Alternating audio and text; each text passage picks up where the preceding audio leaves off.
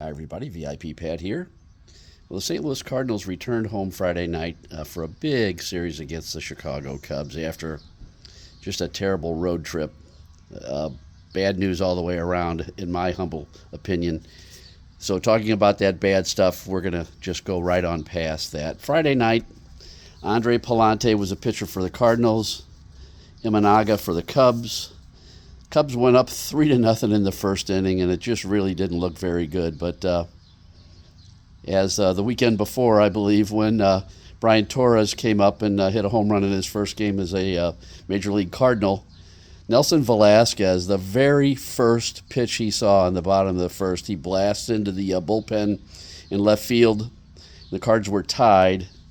Palante only went into the fourth inning, and the home runs were the story of the game. Herrera had a home run also, and so did Sajaci. Cardinals had to use 7 pitchers.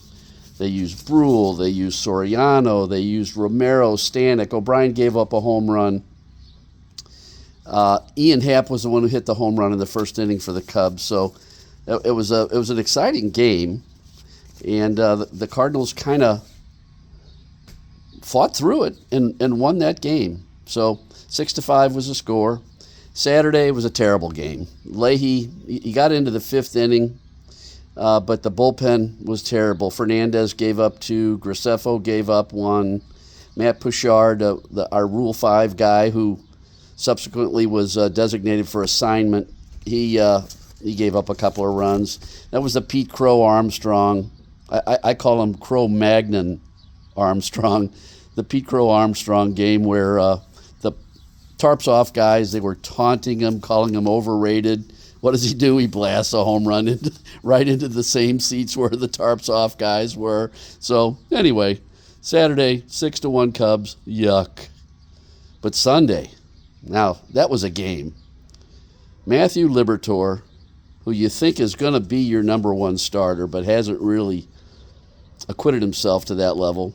He went into the 6th inning, and Hunter Dobbins, the guy they brought up, got him in the Wilson Contreras trade to the Red Sox.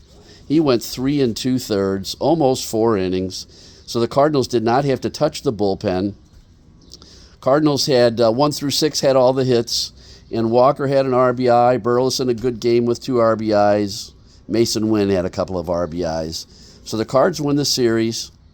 They're still only 3-7 in their last 10 games, but this time last year, the Cardinals were actually 1 game better in the standings than they are right now after having an unbelievable May, 19-8 in May last year.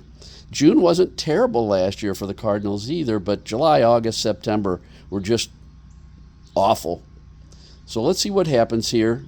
There's more hope with these young guys, the Youngry Birds. Let's go Cards.